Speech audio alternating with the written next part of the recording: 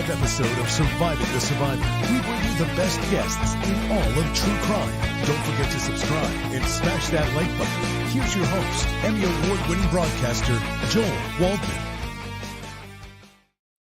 What's up, STS Nation, and welcome to another exciting episode of Surviving the Survivor, the podcast that promises to bring you the very best guests in all of true crime. And when it comes to talking about Lori Vallow or Chad Daybell, there is no better panel than what I'm about to present to you, because it's not just a tagline.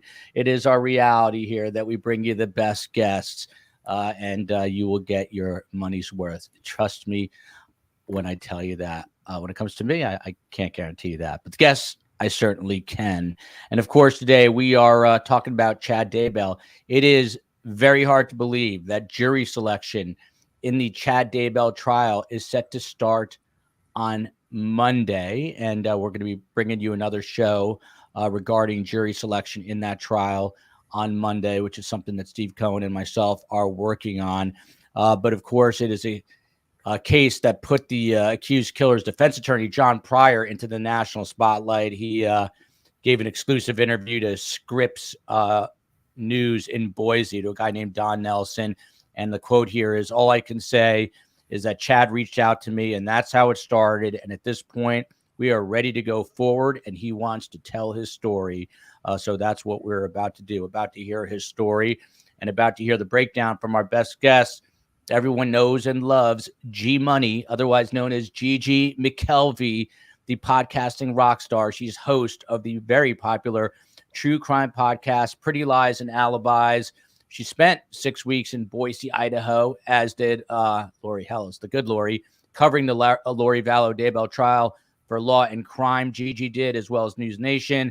She's produced over 50 podcast episodes on this case. So again, you're not going to find someone with a broader knowledge base of this case than G Money or Lori Vallow or Eric Faddis. Eric Faddis is a former felony prosecutor. He dresses a hell of a lot better than me, and he's a current criminal defense and civil litigator. He is the founding partner of Varner Faddis Elite Legal, and I found out, I believe, that Varner is his wife. Is that right, Eric? That is right. My partner in law and in life. I don't know what that was. That was crazy. We got some crazy audio on your end, so I'm going to COE. I never heard that. That's Eric. Some crazy audio coming from your side. Still? Well, now you're good. Now, are you there? I'm here. Yeah, you sound great now. That did everyone else hear that? Gigi, did you guys? Or was that just me? That was weird. I heard a crazy.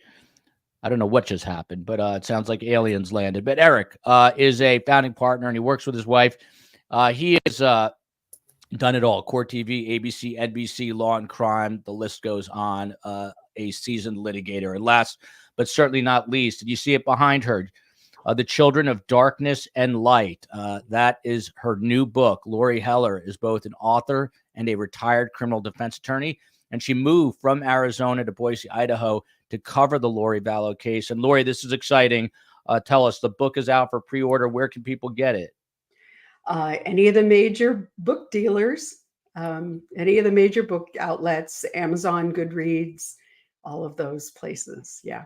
Excellent. So check it out. Lori spent all that time in the courtroom, and it is worth a read. And all I can do is say, check it out. I still am trying to figure out if aliens just landed in my ear. It's always weird when you get a crazy, it used to happen to me in news every once in a while. I get some crazy feedback.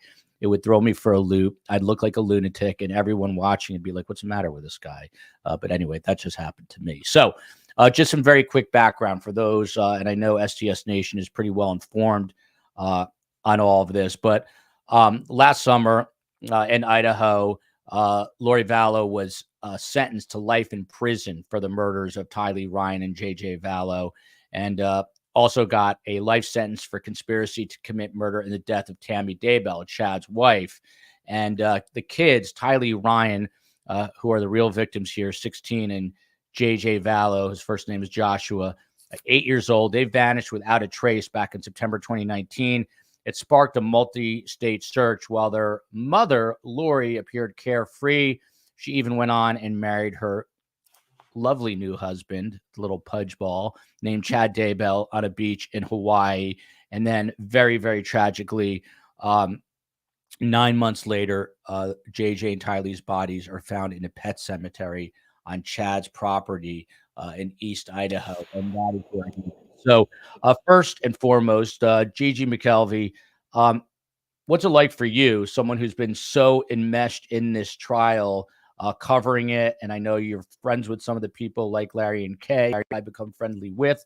What's it like for you that now we are knocking on the door of Chad's trial, literally starting Monday? It's about time. It's nearly 4 years later since the kids' bodies were found. And it seems, my tagline is the long road to justice. And it really is that.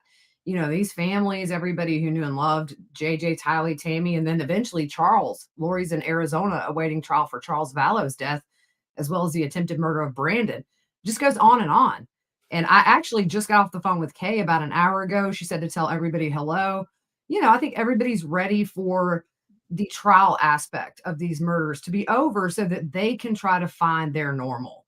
And I think those of us who have grown to love people we never will get to meet, unfortunately, are ready to see justice, because it's been a long 4 years, over 4.5, if you count the time that we realized JJ and Tylee were missing. So I think it's time. Let's go. Let's do it. Well said. And it's about to get to, by the way, Gigi, are you going out for it, or are you sticking back in South Carolina? Back and forth. My oldest graduates in May, so I have proms coming up. My youngest is running track this year, so I'm gonna be in and out, but not the entire time like last time. It's mom duties call, and that comes first. But with it streaming, it makes it easy. I can be home in my PJs and still do what I do. So either way, I'll be bringing that recap every night, 8 hours of testimony in an hour or less, just so people who can't watch or don't want to watch can stay up to date on what happens in the courtroom every day. So yeah, I'm looking forward to being there and also being home some. And you better follow Gigi, Pretty Lies and Alibis, on YouTube and also anywhere you listen to podcasts. So you better start listening. Asian Posh Doreen, just a quick sidetrack here. Hey, SCS, did anyone see Maggie and Paul Murdaugh? Another case that Gigi's covered extensively. Finally have headstones. I did see the photos. Depressing, so depressing to look at it, but glad they finally have these headstones. R.I.P. Maggie and Paul is right. So a semblance of decency now that they've got at least that, but obviously Alec Murdaugh is never going to visit those gravestones, and what a tragic ending there. Lori Hellis, to you, same question. I mean, we're knocking on Chad's trial door here, jury selection. Do you expect the attention here to be significantly less than what was given to Lori? Because he's, I don't want to say ancillary to the case in any way, but he's a less big name than Lori. I don't think so. And one of the reasons I don't think so is I think this is going to be a very different trial. I think that where we saw Lori Vallow's attorneys essentially going through the motions, I think we're going to see a much more contested, juicy trial this time. John Pryor's not phoning it in. So. Okay, interesting. We can get into some more details about that. Wasn't Megan Connor supposed to be on today? She just looks a lot like Eric Faddis. No, she was supposed to be on. She had it. She was traveling and she was trying to fit it in. So she let us know, and it's my bad because I forgot to fix the thumbnail. But I'm going to put Eric Faddis's handsome mug on that thumbnail, and Megan is going to be on next week. I'm almost sure about that. Megan's got a better beard than me anyway, so yeah, exactly. STS Nation, do I grow my hair, continue to grow it, and slick it back like Faddis, or do I buzz cut it like a soldier? Let me know. Eric, what a shallow human being I am, but I'm on the fine line there between doing one or the other. Eric Faddis, have you ever shaved your head? That would be heresy for me. I would never do that. I'm a big hair guy, so not happening, man. There you go. Never shaved his head. That was possibly the most important question of the day.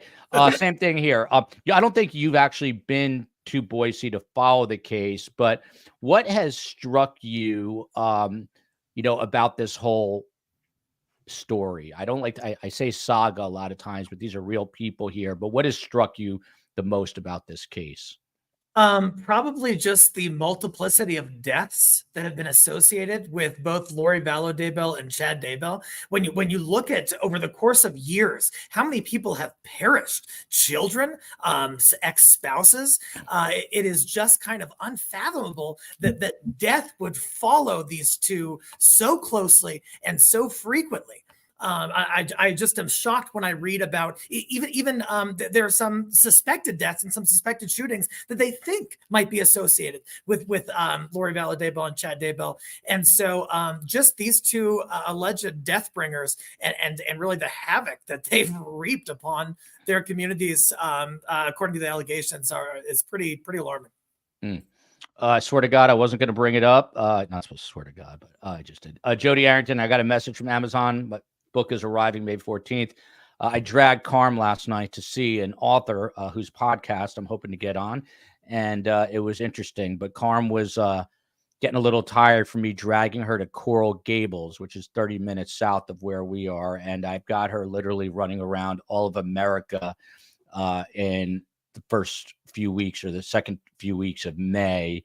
And these are the same glasses, don't you worry. So anyway, I had a bit of a panic attack last night, wondering how Carm is going to do this. But I'm going to treat her like the thoroughbred that she is. I'm going to feed her well. I'm going to give her proper rest. And I'm going to then let her out of the paddock. And I'm going to let her run her race. And she will do very well, I'm hoping. Sharon Elliott, always the big love for Gigi here. G Money, again, the rock star of podcasting. Gigi's great. Love her podcast. Of course, the two other guests are just as phenomenal. Chad, this is the latest news involving the case. Back to you, G Money. Chad has been moved to Boise from East Idaho. His charges include conspiracy to commit murder and first-degree murder in connection to the deaths of his wife, Tammy Daybell, and the children, of course, J.J. Vallow and Tylee Ryan. He has pleaded not guilty. But, Gigi, this guy, and a lot of people are already commenting on it, and I know Larry commented on it. I'm going to get to it a little further down the road.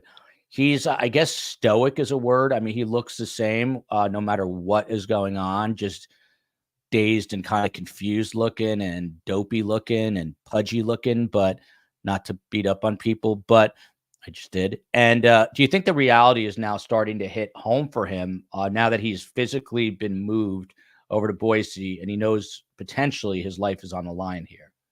I think it has to. I mean, yeah, there were a few times, the first few times they streamed hearings for Chad, I thought my computer was frozen. I was like, I need to reboot. And then he would blink.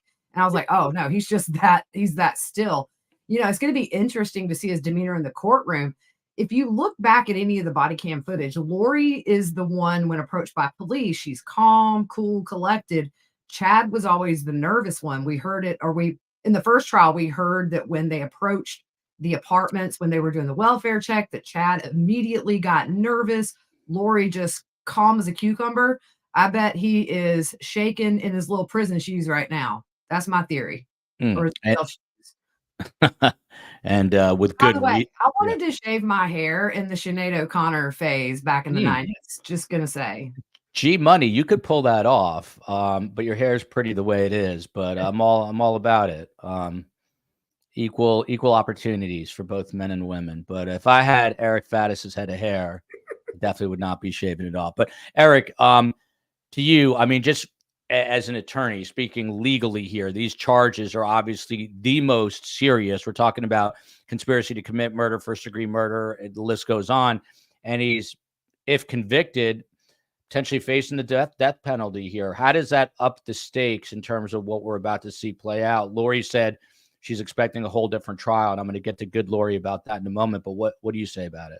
Yeah, I hear what Lori's saying, and I think that Chad Daybell's attorney is going to pull out all the stops, and you've got to in a death penalty case. You've got to raise every even colorable issue that you can think of, in part to preserve that for appeal if there is a conviction, which it appears reasonably likely that there will be. And so, yeah, I think that there are definitely going to be some differences. Lori Vallow Daybell's defense attorneys didn't even put on a case, that they didn't even call a witness. And so I think we're going to have something that's going to be more heated and a lot more in store in terms of fireworks for this trial. This could be controversial, what I'm about to say, but I mean it with the utmost love. I feel like if Faddis wasn't an attorney, he could be a professional or Olympic skateboarder. Do you skateboard, Eric? I wore cool skater clothes back in the day, but could not. The balance thing that doesn't work for me. No. So I did. Yeah. Oh, really? Yeah. Gigi's a skateboarder, Lori, and Eric Faddis. I feel you have like tat sleeves and like a giant dragon tattoo on your back that's covered by this suit. Can you reveal that? I'm not going to derobe here during the stream, but I do have a massive Lady Justice on this side, and then kind of an homage to the power of words, and got some ink going throughout. What? So good eye, Joel. Look at this. I'm a good read of people. It holds up. Oh, look at what is that a tattoo of? Yeah, Lori, what is that? Lori's inked up. Yeah, Lori's a professional skateboarder. I didn't know, but Lori, what is that tat? It is mountain lupin, which is sort of my hometown's flower, and a butterfly. I promised myself a butterfly for every book I publish, so I'm due for a second one. You could have a tat sleeve by the time it's all said and done. That's right. Lori, let's do it together. We'll get some ink. That's rock and roll. As a Jewish guy, you're always threatened if you get tattooed, you can't be buried. And that's what they tell you when you're a little kid. I don't think it's true because half of Israel is tattooed at the moment. I was there, and it'd be a problem to bury those people. But anyway, that's what Carm told me. So I've never been tatted up. But hey, there's always temporary tats. I was 60 when I got the first one, so it's never too late. The things we talk about during true crime, I love it. Right. So back to this for a moment, Lori, to you, the good Lori, just picking up on what Eric said. It sounds like you are expecting something completely different. In what sense, and how is John Pryor going to be behaving in this courtroom? Like, I assume quite aggressively from what I'm picking up on. Yeah, John Pryor is a much different, I would say, bigger personality than Lori's attorneys were.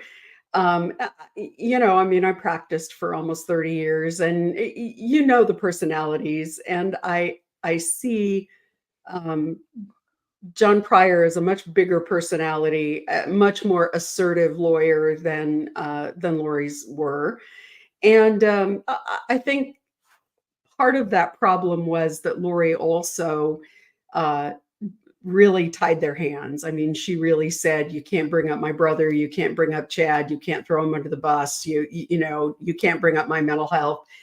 They really didn't have a lot to work with. So those two things combined together, they essentially said, we're going to sit back and try and poke as many holes as we can in the prosecution's case, and we're going to rest. And that's what they did.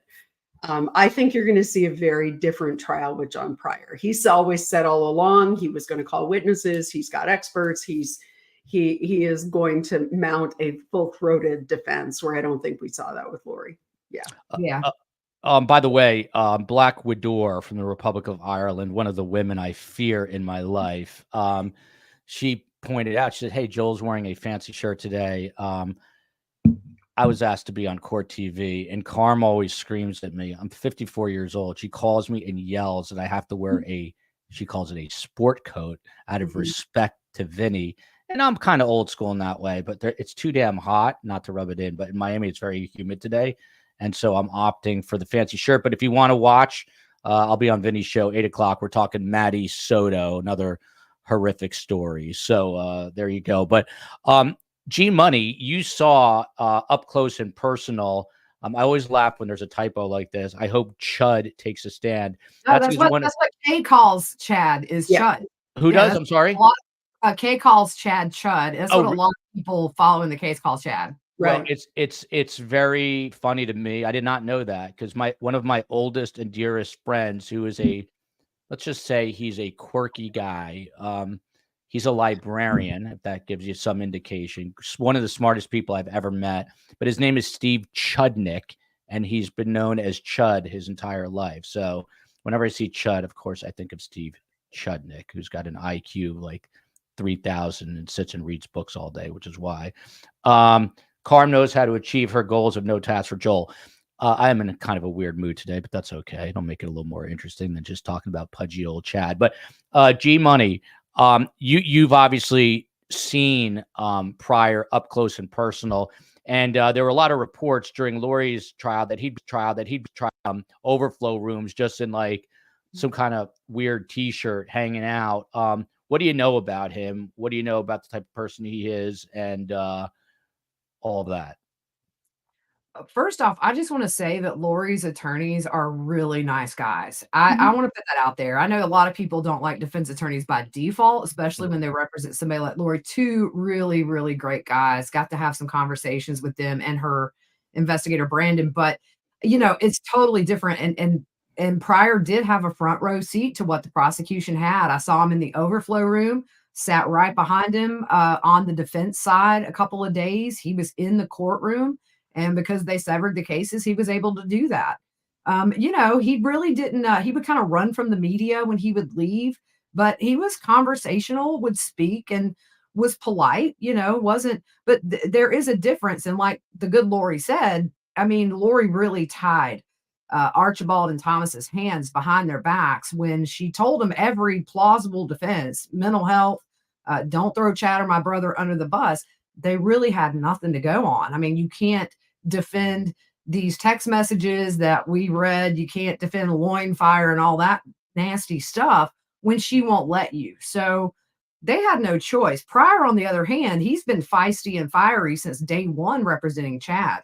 And do I think it's going to end in, not guilty verdict? Probably not. But I think we're, with Chad, he's going all in. And I think he's going to throw Lori under the bus and back over her for good measure. So it's going to be an entirely different trial, not only with evidence, but also with just what Chad is allowing his defense attorney to do on his behalf, to where Lori just sat there and thought look, one thought I had, y'all. So on the 8th of April is the eclipse. Chad's going to be like, it's coming. It's the end of the world. It's coming. I told y'all. Save me. Yeah, here it comes. But yeah, so no, I mean, Pryor definitely was a fixture there for a lot of the trial, and I'm interested to see how he does in the courtroom. If you're chewing out a cat in here, eating dog food right by me. COE, I have no idea what's going on, but that entire response, I'm getting this crazy alien feedback again. So I apologize. I've never heard this. You got to glitch the matrix, man, because like you're breaking up a little bit on my end. And your audio is kind of sounding weird to me. Wow, that is weird. But it's only happening when they're talking. Now it's sort of stopping. Super weird. COE, do you have any? Are you hearing that? Hi, I don't hear it, but if you need to, you can disconnect your mic and your headphones. Even when you're talking, I'm hearing it, COE. Anyway, we'll go on. I just might not hear any of your answers. That's all. But that's okay. I'll just smile and play along. But I could not hear any of that. Literally sounds like, I don't know, the devil is coursing through my veins, screaming at the top of his lungs at me. I have no idea what is happening there. But it just means the tribulation really is coming. Yeah, right. exactly. And suddenly it's back to normal. Now I'm actually getting scared. If this was, I know the COE, she's afraid of spirits. And if this was her, she'd be freaking out. But suddenly you guys sound great again. So we'll just have to deal with this and roll with it. But Eric Faddis, to you, and again, I couldn't really hear Gigi's answer there. Chad is facing the death penalty potentially. So talk to us, if there's a conviction, what happens in this death penalty phase of this trial? And it has to be, I assume, a unanimous decision by the jurors? That's my understanding in that jurisdiction. So really the trial, it will be broken down into a guilt phase and a penalty phase. And so for the guilt phase, the jury will hear evidence as to Chad Daybell's guilt for these charges and make a determination thereon. If they convict him, then they go to the death penalty phase. The death penalty phase is a little looser. It usually allows in more evidence and information than in the guilt phase. So we may even hear information about like Chad's childhood, past trauma, stuff like that, that is often a topic that is raised in the death penalty phase. And so if we get to that point, I think it's going to be some revelations there about sort of the personal lives of the individuals involved and how those may have factored into to what occurred. Just look at this guy, Lori Hellis. What do you think Lori Vallow saw in this guy? I mean, I'm looking at a guy that looks like a retired milkman from 1951. What do you see here? Knowing what I know about Lori and having spent 4 years with this case and these people, Lori had a habit of getting involved with men who were not the best people in the world, and rescuing them or saving them. Chad was really the first person who she told people was her spiritual equal. That all of the other people that she had been, all of her other 4 other husbands, had been people who she had converted to the LDS Church. They were not members at the time. Chad, on the other hand, is a multi-generational member of the LDS Church, raised in the church, and sharing a lot of those common teachings and understandings. So I think that was a lot of it. I mean, she said he was her spiritual equal. And, I think just to add to that, Lori, I think that Chad filled her head with this goddess talk. You're one of the chosen. And that Lori always kind of had these delusions of grandeur. She was in the Miss Texas pageant, in her 30s? Who does that? And then she was on Wheel of Fortune. I mean, I think Lori always wanted to be like Lori famous, but when she really dove into these podcasts and started getting this alternative way of thinking, this dude comes along and he's like, you're a goddess. I was the brother of Jesus in a past life. I want to date you. And she's like, oh my God, let's do this. It really was like gasoline and fire, those two. He thought he was a prophet. And in mitigation, I totally expect his little falls off the cliff where he slipped through the veil to come up. That, he's had a head injury. This is why he turned into who he was. I mean, this dude, until Lori was like in khakis pulled up to, his mid chest and tucked in plaid shirts and a bad buzz cut with like 10 women who thought he was a prophet.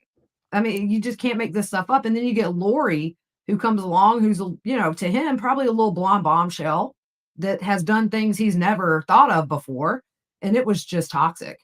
And unfortunately, we got 4 people dead because of that. But I think they just fed each other's delusions. Yeah, 4 people, but we don't know what happened with Alex Cox. And there are some other possible question marks in this case. But definitely these are the two of the victims, along obviously with Tammy and Charles Vallow. And of course, Lori's about to stand trial not too far from now regarding that case. But Lori Hellis, since you really dug into this, I'm just wondering if you have a comment about this. Speaking about Ruby Franke, they just released video of the children, horrific abuse there. And her journal does show similar writings as what Lori believed in, that the children, someone else said Joe Ryan, but that the children were essentially demons. And, the elephant in the room is that they're both members or were members of the Church of Latter-day Saints. Any thoughts about this, Lori? Good, Lori? Well, I have a lot of thoughts about it because there are many more connections. I spend a great deal of time in my book talking about those connections. But one of the really fundamental connections is a book called Visions of Glory, written by a man named John Pontius in 2012. And it really was a book where he writes down the near-death experiences of a man that is known by the pseudonym of Spencer. Lori Daybell, Chad was in her phone as Spencer, and she has some very deep ties to this end of the world. This person who later identified themselves and is a very well-known LDS mental health provider, had ties to Jody Hildebrand, had ties to Lori Vallow, had ties to Tim Ballard. the ties to this person whose name is Tom Harrison, Tom Thom Harrison, and he is this person who believes that the end of days are coming, that he's had these near-death experiences, and it has cultivated a faction within the mainstream LDS church who really believe the end of days are coming, and that the church is in apostasy because of all of the progressive moves within the church, and that the church needs to return to their roots in Joseph Smith and prepare for the end of days.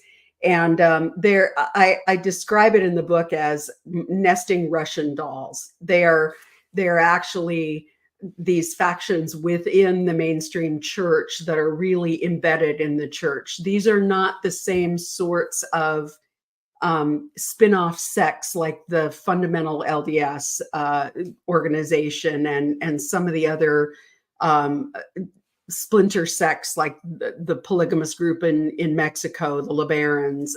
This isn't what that is. These are people who are still very firmly in the mainstream church, and in a lot of instances in church leadership that are have deeply held these beliefs. So they're related in really real terms. The Tim Ballards, the Jody Hildebrands, all of those people, and they all know one another. Jody Hildebrand Tom Harrison was one of her mentors, and was sat on a bunch of continuing education panels with Jody Hildebrand. So there is definitely a relation amongst all these cases. You may recall earlier this summer, a woman named Spring Thibodeau who disappeared with her son, and they were caught at the Alaska-Canadian border. She was convinced that her son was the latest Davidic servant prophet of the LDS Church, and they were all adherents of Tom Harrison's. Wow. And I think was it his book that Lori had in Hawaii? Yep. Yeah, it was his book under her on the beach chair. But just following up here, good Lori, with Nikki Cuds, friend of the show here. Does the panel think, do you, Lori, think that Ruby's kids, Frankie, would have wound up dead like Lori's children, similar to Chad, she's saying? What do you think if it went on longer? It was they're definitely on that path, I think. I think there is a very good chance. Some of the most recent information that's come out in this big data dump that we got, including her journals and all of the Kevin Frankie's interviews, is that Jody Hildebrand was shopping for property in Arizona that was going to be an enclave for their group. And I don't, it would not at all have surprised me had they been able to succeed at that they would have found her children buried in the desert. Yeah, I have no doubt that they, in reading Ruby's journals, her deeply held belief that her children were inhabited by demons, very similar to Lori Vallow. And I think it would have been a very small leap to, we have to destroy their bodies to save them. It's just sick. But web fan here to G Money.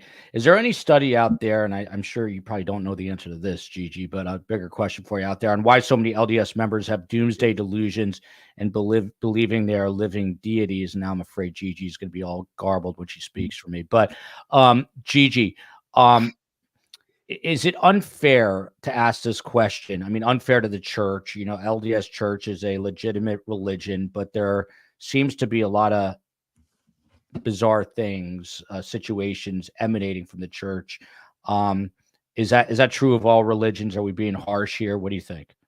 I mean, I think if you look hard enough in any religion, you're going to find people that think they are the one on earth to answer all questions. And I just try not to judge any person who is LDS based on Lori Vallow or Ruby Frankie. It's not fair.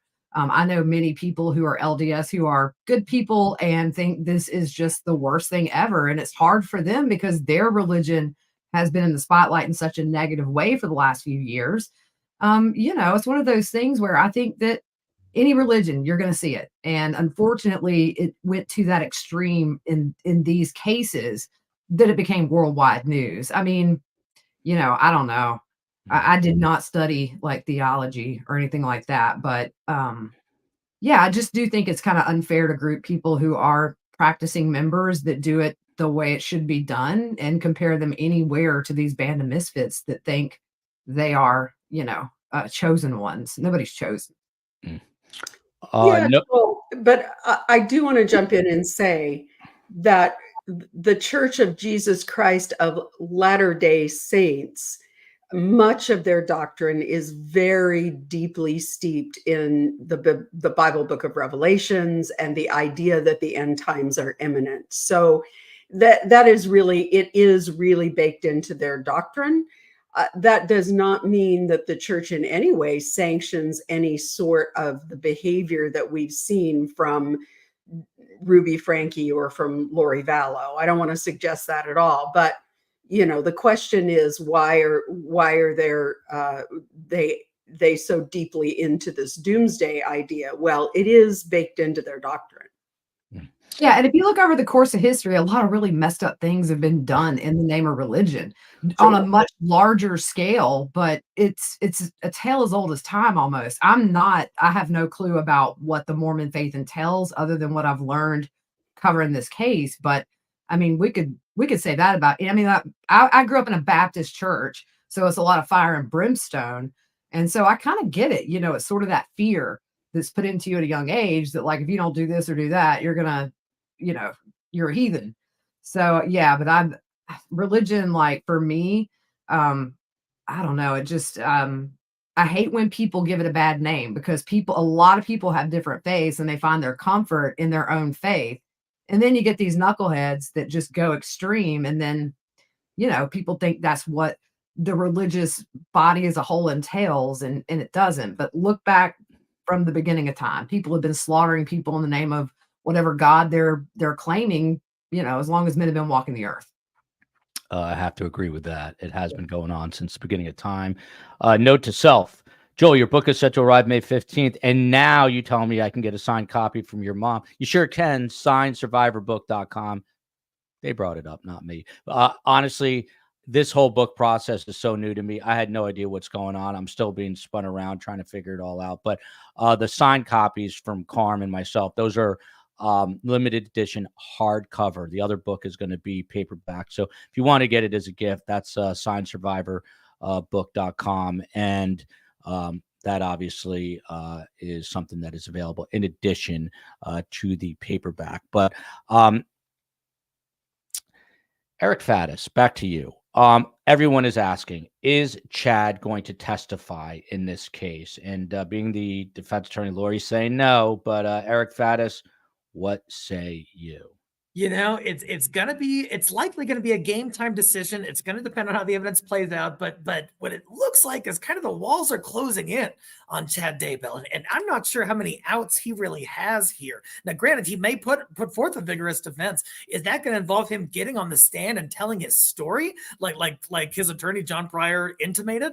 I'm not sure. One thing we have all these text messages that are many of which are pretty uncouth and pretty painting him in an unsympathetic light. And so if he gets on the stand, you better believe he's going to be peppered with questions about these text messages and what they mean and how they sort of incriminate him. So if he does, he does so at his own peril. It's always dangerous, obviously. Rosemary Romero then had a follow-up question. Chad's children, Eric, have been standing by his side. They did TV interviews. I think it was 2020. They think their father's innocent, great guy, which doesn't surprise me, to be honest. By the way, shout out to Analytical Blarney AB for the memberships. Appreciate that. And Kathleen became a YouTube member, so thank you. But what about his children? Is there a better chance, do you think, that his children get up there as character witnesses and say, my dad's a wonderful guy? Just because he looks like a dopey retired milkman doesn't mean he's a bad guy. That's a less risky approach because you put people up there who do not have the same legal baggage that Chad Daybell has. And so they can't be impeached in the way that Chad Daybell could be impeached. So yeah, I wouldn't be surprised if they put some folks up there who say, that he couldn't have done this, or they talk about his character for peacefulness or whatever, something like that. So I wouldn't be surprised if there are a number of people close to Chad who testify, but whether the big dog gets up there and takes that stand, I'll be interested to see.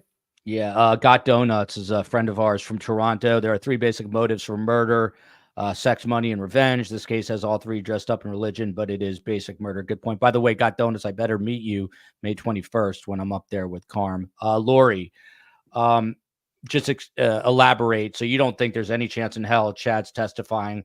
Explain why, and then will we see his children get up there?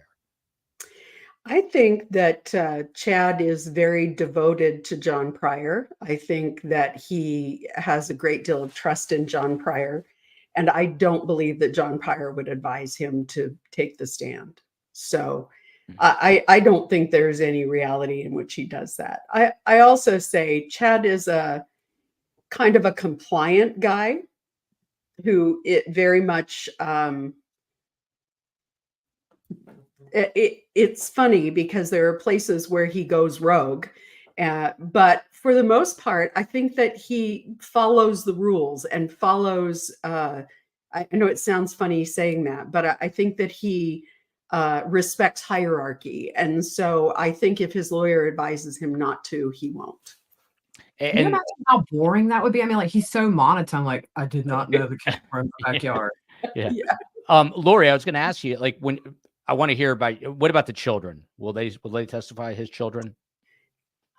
Possibly. I hear things from people who live out in Rexburg, and I have heard that they may not be the sort of monolithic group of support that they were originally. There may be some that are a little bit less supportive than they were initially, but I think his daughter Emma is absolutely will never back down and is absolutely on his side. And it actually wouldn't surprise me to see them put her on.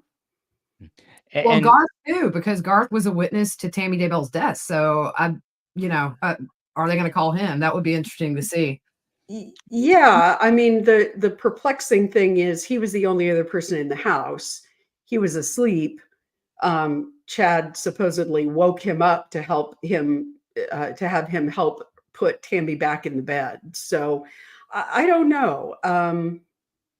Yeah, that would be interesting to see whether or not he's called as a witness and whether he's called by the defense or the prosecution. Yeah. And Chad's children are all older, right? They're all adults. They're all adults. Okay. I'm just wondering, good Lori, you say that Chad is a kind of a rule follower, which is counterintuitive, obviously, to being a murderer. But curious what you learned in your book that would be of interest to the public about Chad that you didn't expect.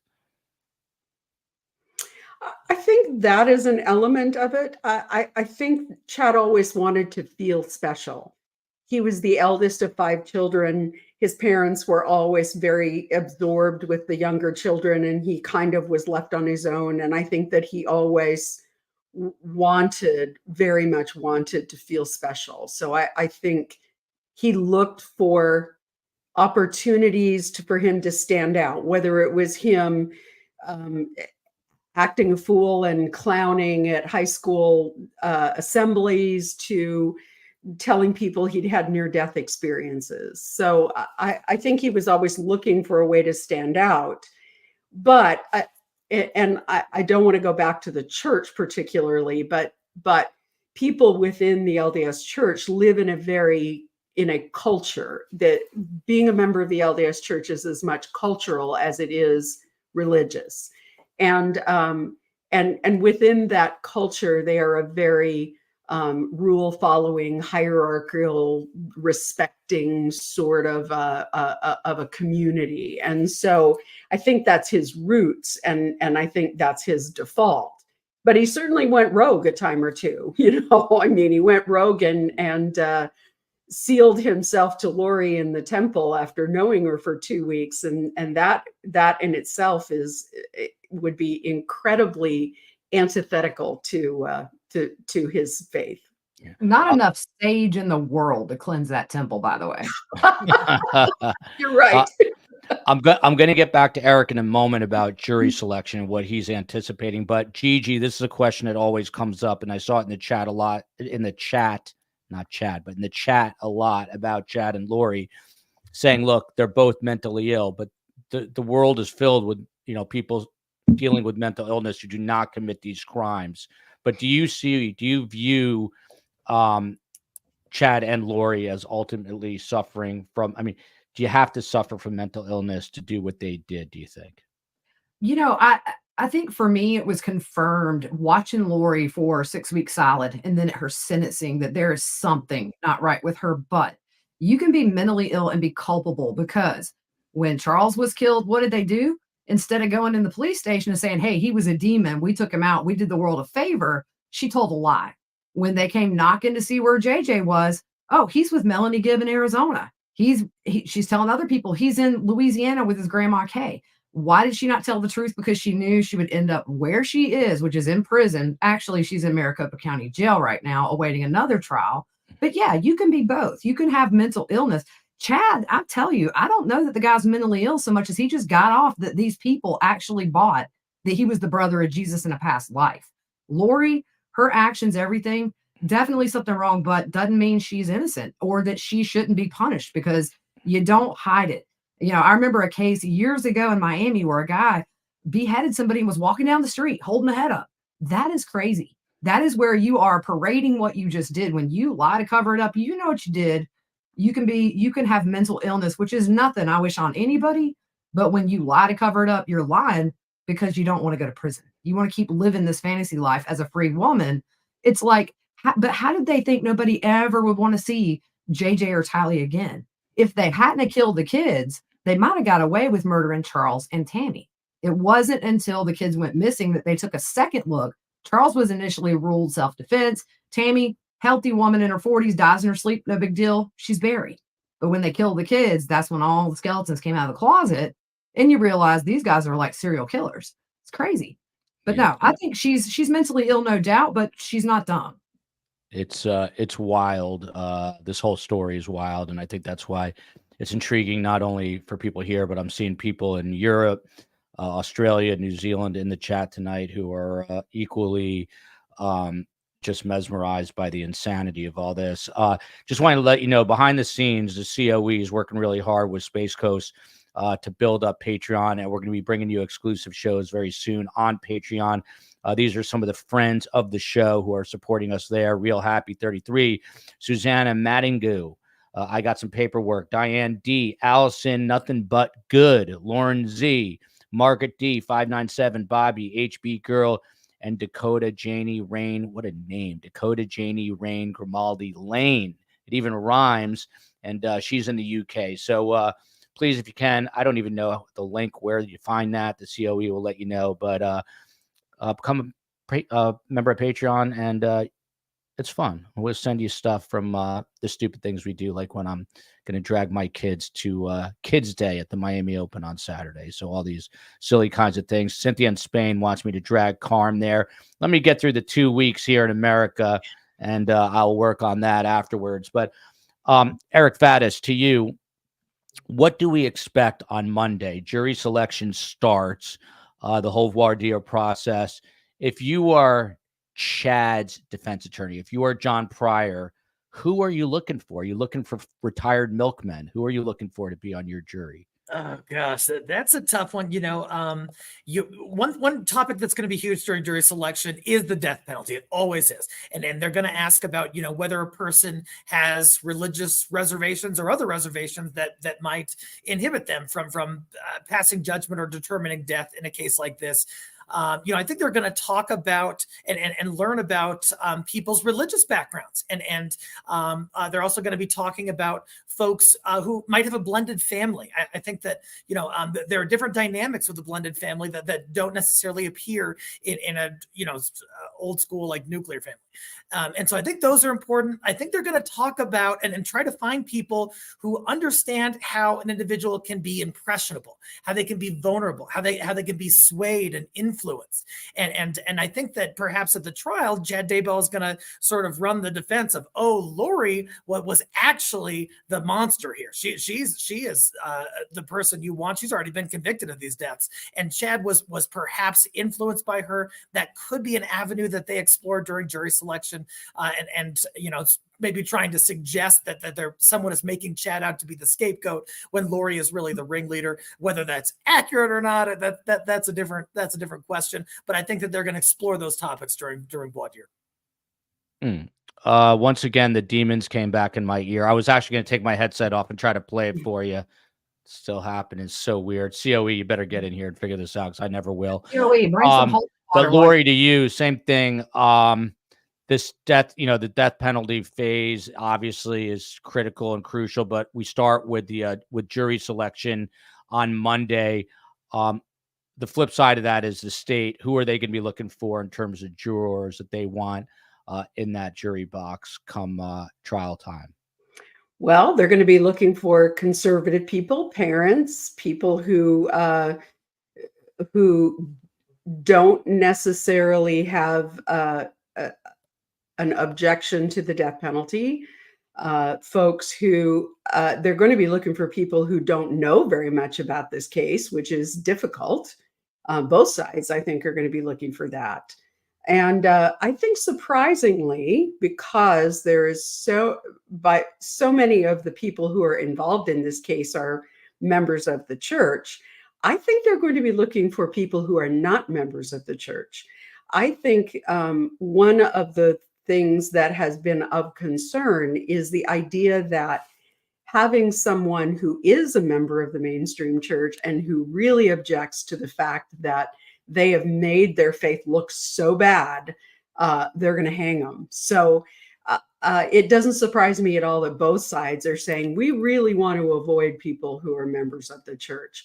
I think that was one of the biggest factors in moving the case from Rexburg to Boise.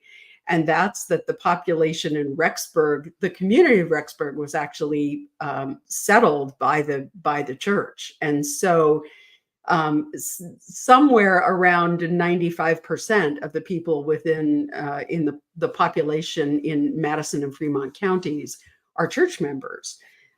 In the Boise area, that statistic's about 16%. So I think they had a much better chance of. And I think in Lori's trial, they definitely, during the trial, the issue of religion was not as focused on as much as you would have expected. And I think that's the reason why.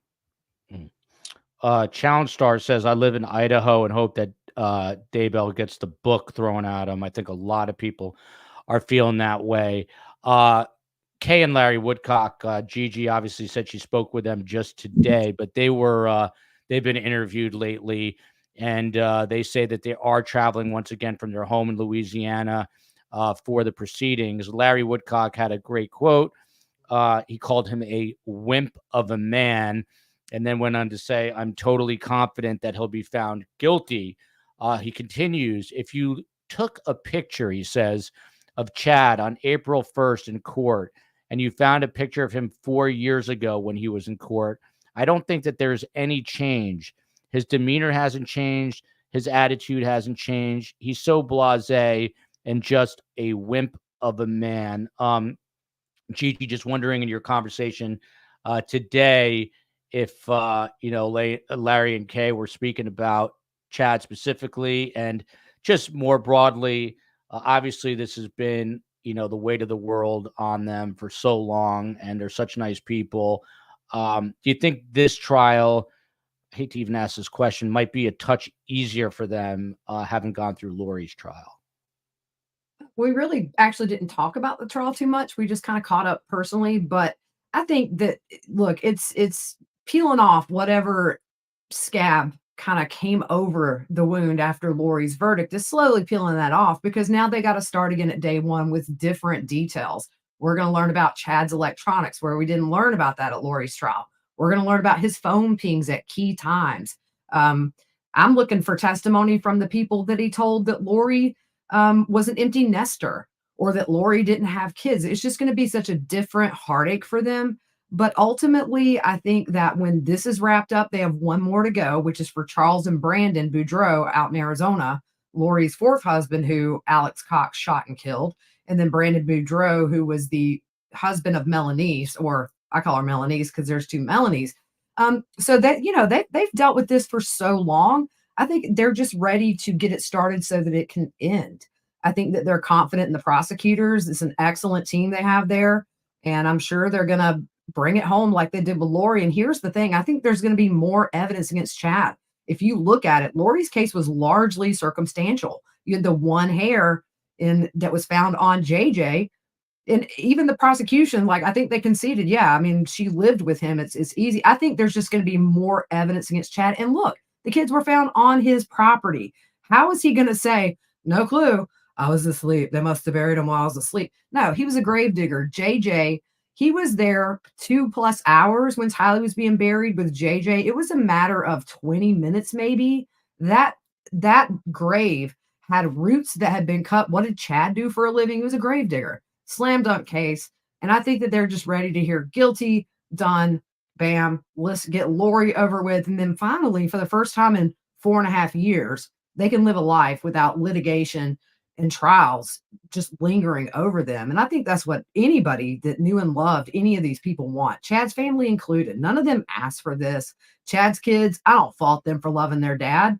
They were raised in a way I probably wasn't. So, I just hope everybody finds peace. And Summer Shiflett, good grief. I know Summer got a lot of hate by people before this trial, but man, the day they played that phone call in court, my heart shattered for her. I mean, it's just, you hear how far reaching the devastation was.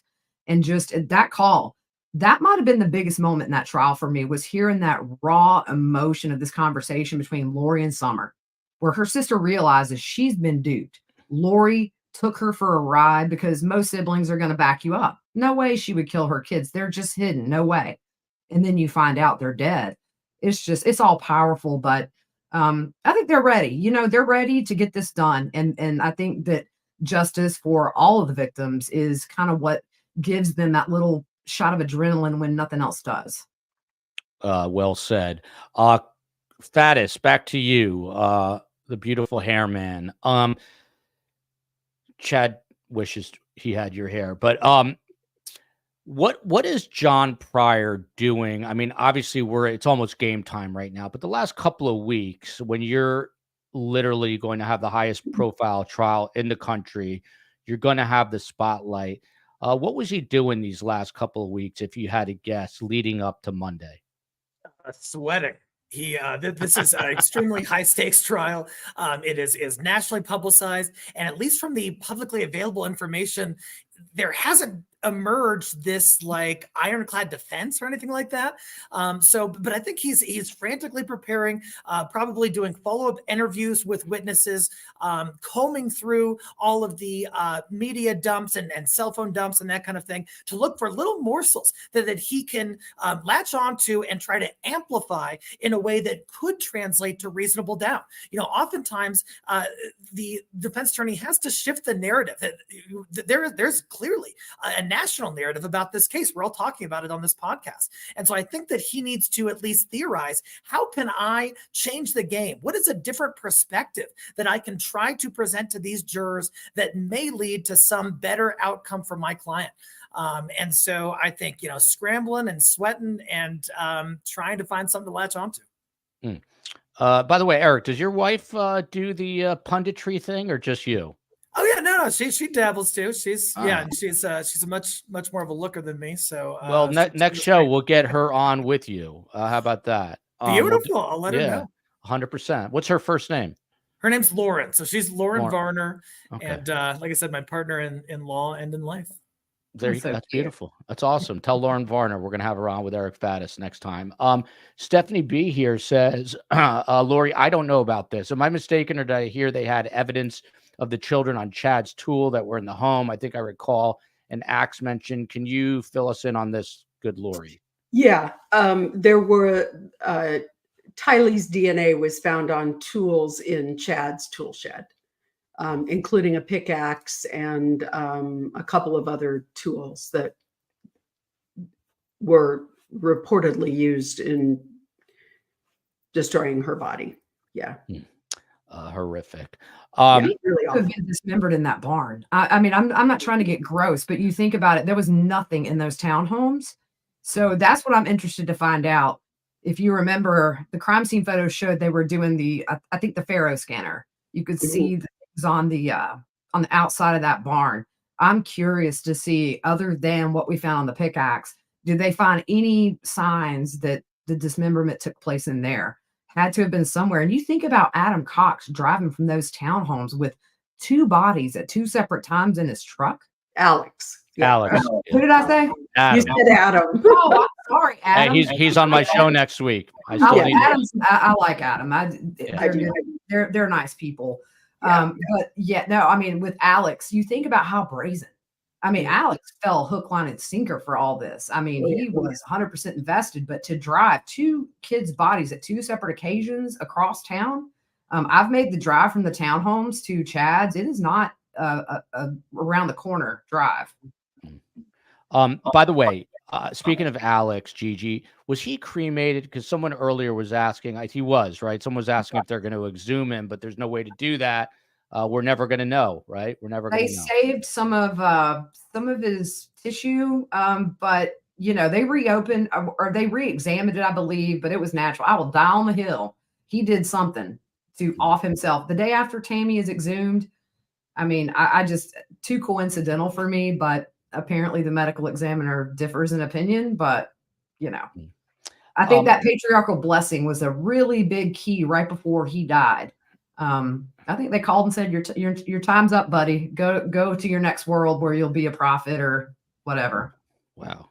Freaky. What was my question? Lori Hellis. Good Lori. There was a lot of talk, at one point that John Pryor was going to step down because Chad couldn't pay him anymore. People were joking that he now owns Chad's house. So what happened with that? That's part one. And then we'll get back to the Chad's remorse thing. But Jersey Jen talking about him not being death penalty certified. So how does that all work? If you can speak to that. I am happy to explain that. Please do. Please do.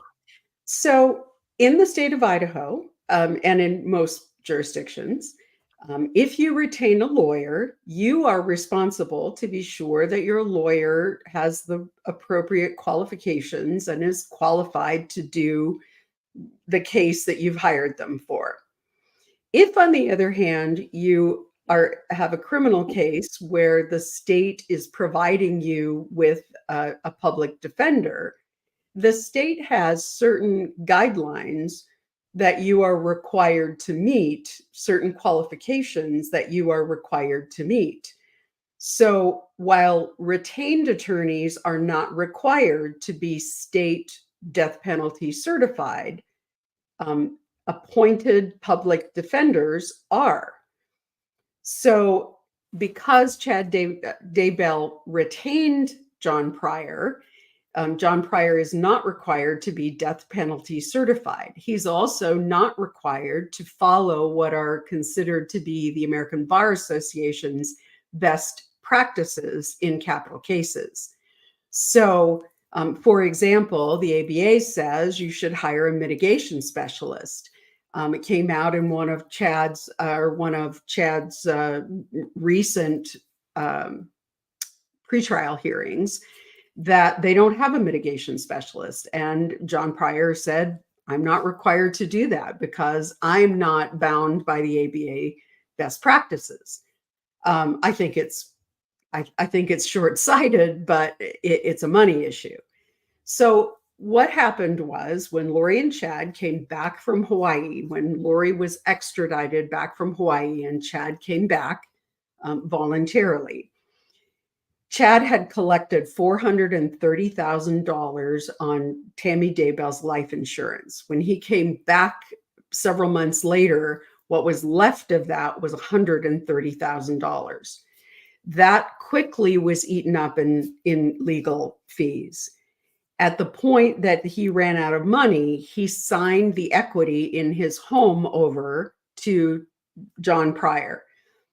It's not an unusual, Eric can tell you, it's not an unusual occurrence to have someone either give their lawyer a lien against their property or actually deed it to them. It happens. It's not as if it was unknown until this happened. So that was roughly another $85,000. Now, we know that death penalty cases easily cost in the millions.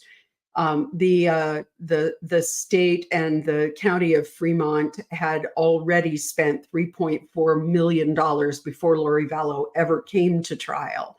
They spent another $1.5 million getting her through her trial. So, and that is very typical. We usually think about somewhere between $4 and $5 million to get a death penalty case through trial on each side. So we know that they're operating at a disadvantage. What we didn't know until recently, when they had a hearing recently, was that last January, in a closed door hearing, which the judge in this case is quite notorious for, John Pryor went to the judge and said, Chad's out of money. He's now indigent, and I'm going to continue on the case, but I need help. So it was a year ago that the judge said to John Pryor, I will authorize expenditure of funds for a co-counsel who is death penalty certified if you can find one. Eric also knows that we have a terrible shortage of defense attorneys these days, and it is due to the fact that the states aren't paying their attorneys, and people can make a lot more money in a lot of other areas rather than acting as public defenders. So there is a real shortage in Idaho. There are roughly 20 attorneys in the whole state who are death penalty qualified, and not all of them are qualified to be lead death penalty counsel. So John Pryor was told, if you can find someone to come alongside of you, you can hire them. And he was unable to do that. So shortly before the trial was about to begin, John Pryor went to the judge and said, I want to withdraw, because if I withdraw and Chad no longer has any lawyers, the state is going to have to find him lawyers to represent him. And I feel like I can't be effective because I'm a sole practitioner and I can't find anybody to come and help me. And by the time the hearing was over, John Pryor, who is has a little bit of an ego, made it very clear to the judge that he didn't really want to get off the case, that he has a relationship with Chad. Chad trusts him. He doesn't really want to get off the case, and money wasn't his motivating factor. He really was trying to get additional help for the trial. And by the time this convoluted hearing ended, the judge denied his motion to withdraw. He did renew the order, saying, if you can find somebody to help this, we'll make sure the state pays for it. But that hasn't been possible. As far as I know, John Pryor doesn't have any assistance. Wow. I cannot imagine trying a 10-week trial alone. Yeah. I mean, Eric, how do you do that? I vomited myself. That's just so terrifying to even think of. Right. It's so daunting. A normal 4-day trial is really hard. And so 10 weeks, are you kidding me? I mean, the longest trial I tried in 30 years was a 2-week trial. It was absolutely exhausting. And I can't imagine just the idea of hoping that for the next 10 weeks, you're going to stay healthy, that you're not going to get sick. And, remember that for every hour you're in court, you're spending 2 hours of prep time. And so the 8 hours a day, how does that work? How do you get any sleep and have any semblance of immune system? Yeah, I'm getting that crazy feedback again, but we did see recently Dan Rashbaum. It was a much shorter trial, 8 days, but he had co-counsel, but he was basically running the entire show. She was there, I think, just from like an appellate perspective, taking some notes, I think. But yeah, 10 weeks, that's mind-boggling. I was going to ask Eric Faddis, since we've been asking you all the legal questions. It was asked earlier, is Chad going to show remorse? Is he even capable? I don't know if he can show it on his face.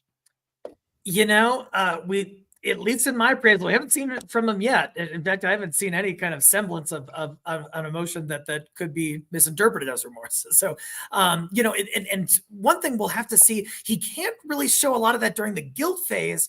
I mean, he can show emotionality, and he can show that this is a grave situation, and he understands that. But in the guilt phase, he can't show a lot of like, I'm sorry for what happened. But if we get to the death penalty phase, in most jurisdictions, you know, taking responsibility or showing remorse, that can be considered even as a mitigating factor by the jury. And so I'll be interested to see if it gets to that death penalty phase, which it likely will, if his tune kind of changes, and if we see some sort of expressive behavior from him that we haven't seen yet. I got to be honest, didn't hear a word of your answer because the demons are in my ear, but it sounded good to me, and we got to get this sorted out with the COE. This is an interesting question to Gigi from Rosemary Romero. A couple more points, and then we will begin to wrap up. It's especially hard to do a show when you can't hear what the guests are saying. It's been pretty good, except with a few exceptions, and it's more Space Coast's purview. But Rosemary Romero here. To Gigi, why isn't Chad being charged in Charles Vallow murder trial? Wasn't Chad making phone calls to the funeral homes asking how much it would cost to bury Charles? Are they going to bury Chad on this one eventually? Well, they just said there was not a likelihood that they would be able to get a conviction. So just not enough evidence. And I think a lot of this case, really what we've seen is relied on digital evidence. Text messages, phone calls, phone pings with Alex Cox pretty much pointing investigators right to where the kids' bodies were. I mean, it's really obvious he knew, but the big thing is they have to prove that in court beyond a reasonable doubt. And according to prosecutors there, they didn't have it. So we can all sit here and say he should be charged. He should. We all know he knew, but just probably wasn't enough evidence, which is why I think we haven't seen more charges in this case, you know, or maybe they had enough evidence to arrest for smaller charges for people like Melanie or Melanie Gibb, but their testimony is more, well, Melanie's didn't testify, but you know, with Melanie Gibb, her testimony is worse for Lori and Chad than what little charges with no criminal history that they might have gotten her on. But with Chad, I just think that it wasn't there. They didn't have the text messages, emails, or whatever they needed to prove it. And that really stinks because, you know, until Chad, Lori and Charles, I mean, I don't think they had the happiest marriage, but I think that she would have stayed because Charles took care of her and really gave Colby and Tylee the stability they never had before he came in the picture. And then we know he was very hands-on and such a good dad to JJ. But I guess religious delusions over a comfortable life with a good guy.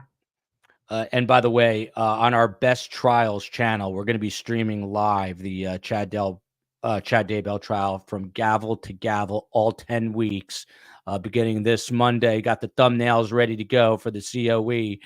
So make sure COE, if we can put a link up, that's our second channel.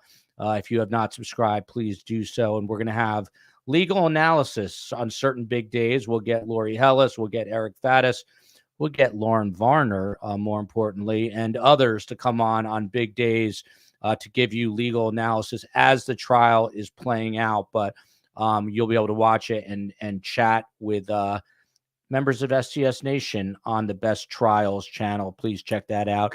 By the way, tomorrow there's another person in a bit of trouble. The notorious COE. Only Joel can do a 90-minute show without being able to hear half of what the guests say. I want to play. Finally, 12 years later, I'm impressed. You're the best, Joel. Thanks, COE. You're the best, too. What a sweet moment. One of the sweetest moments on our show ever, right there. It just happened. Next time it does happen, though, I'm going to put my headset on the microphone so people can hear it so they don't think I'm insane. And I'm worried, COE, because I'm doing court TV in an hour and 45 minutes. So I'll just have to roll the dice. But I can't be telling Vinny, hey, Vinny, I can't hear you because I've got demons in my ear. It's not going to go over well. So we got to figure that one out. But another guy who's in a heap of trouble, and we're going to get a really interesting breakdown tomorrow from Phil and Scott. It might be an early time tomorrow, 11:30 a.m. Eastern. I'm still talking to them, but we are going to look at Diddy, Puff Daddy, Sean Combs, P. Diddy. Some people are calling him the Black Jeffrey Epstein or the not Jewish Jeffrey Epstein. We're about to find out, but it sounds like that guy is in a world of hurt coming his way. Look at this, a super sticker here. Gigi is one hardworking woman and mom. Yes, she is. Thank you, Sherry. Yeah, so kudos. Thanks to everybody who donated, and to my mods who always have to come on at the last minute because I stink at telling people, and I'm not sure why I look like I'm jaundiced. I feel like I got to work on this lighting situation. There you go. There was a question up there that I took down, but one of the other things, by the way, in reading about this is Larry Woodcock said that he does not want the death penalty for Chad. He'd rather him just sit in prison for a lifetime. So that's an interesting take. Eric Faddis, back to you. I remember the question. We don't have it up, the comment, but it was something along the lines of John Pryor is incredibly annoying as a defense attorney. He grates on people. How big a factor is that? We saw that, by the way, recently in the Michelle Troconis trial, who was convicted in a difficult case to get a conviction. And people did not like her attorney, mainly because he was objecting every 5 seconds. He wasn't letting the narrative flow. But here you've got a guy that's kind of acerbic. Can that be a problem? Because jurors are humans, just like you and I. Oh, yeah. I mean, as an attorney, especially a defense attorney, especially in a high-profile case, you want to zealously advocate for your client, but that can go too far sometimes. And especially when we're talking about not just a child death case, but a double child death case. You've got to proceed kind of gingerly and delicately at some portions of that. And look, these jurors are humans, right? These are human dynamics, and people, tend to agree with people they like more. There are psychological studies on that.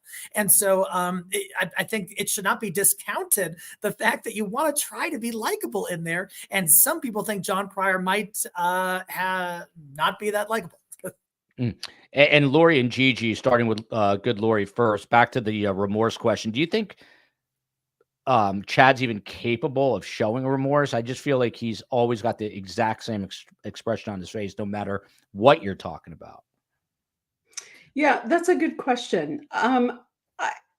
And I don't know where this stillness comes from. If you remember Lori Vallow's police interviews on the day that Charles was murdered, she sits in this police interview room, cross-legged in sort of an overstuffed chair, and the only way that you know that that video is still running is you can hear voices in the next room as they're interviewing Tylee in the next room. Otherwise, you wouldn't be sure. She is so utterly still. And I don't know if that's sort of a prayer and meditation sort of practice, but Chad always has that same sort of utter stillness in the courtroom. And I think it's a little odd. I don't really recall seeing other people behave that way in court. You could put a cardboard cutout of Chad at the defense table and nobody would know. Yeah. That's what I'm saying. So, Gigi, I mean, you don't think we're going to see him like break down crying or anything, do you? No, he's not. I don't see this guy capable of much emotion even before the murders. I don't know. He just comes off to me as just this empty shell.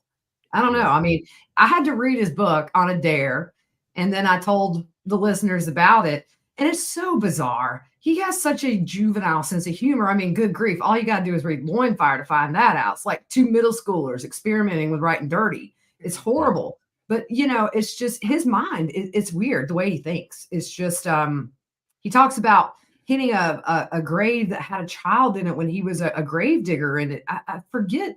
He said it something, that was meant to be sort of sympathetic.